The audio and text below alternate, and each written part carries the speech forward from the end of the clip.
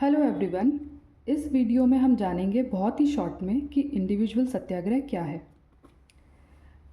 कहानी स्टार्ट करने से पहले थोड़ा बैकग्राउंड देख लें। तो ऑगस्ट ऑफर से डिससेटिस्फाइड होने के बाद कांग्रेस लीडर्स ने किया रामगढ़ सेशन।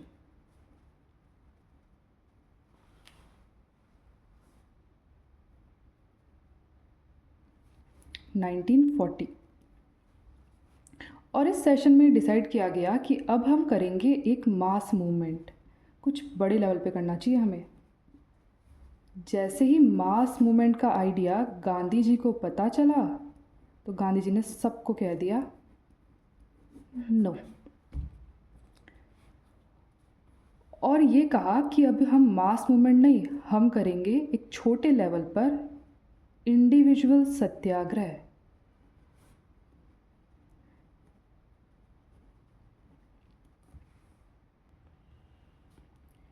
इंडिविजुअल सत्याग्रह का आइडिया देने के बाद गांधी जी ने इसे एक्सप्लेन किया और कहा कि इस मूवमेंट का एम होगा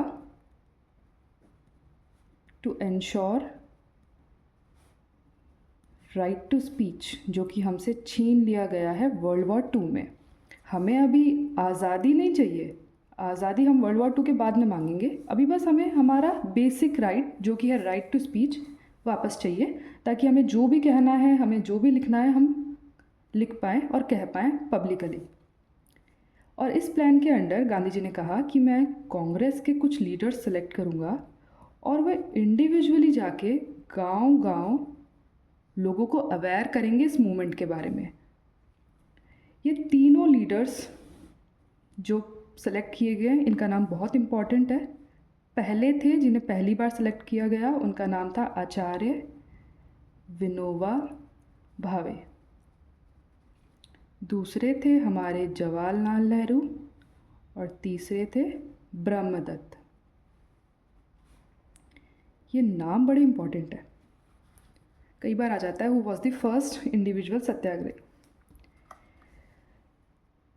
इसके बाद आपको गांव-गांव जाना है, लोगों को अवेयर करना है हमारे इस मूवमेंट के बारे में और लोगों को अपने साथ जोड़ते हुए दिल्ली लेके जाना है।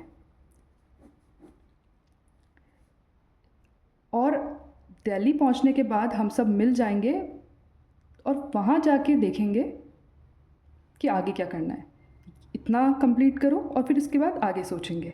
ये इतना प्लान गांधी जी ने बताया कि आप सबको लोगों के साथ जुड़ते हुए गांव-गांव जाके स्पीच देनी है और आगे बढ़ते हुए दिल्ली की तरफ जाना है।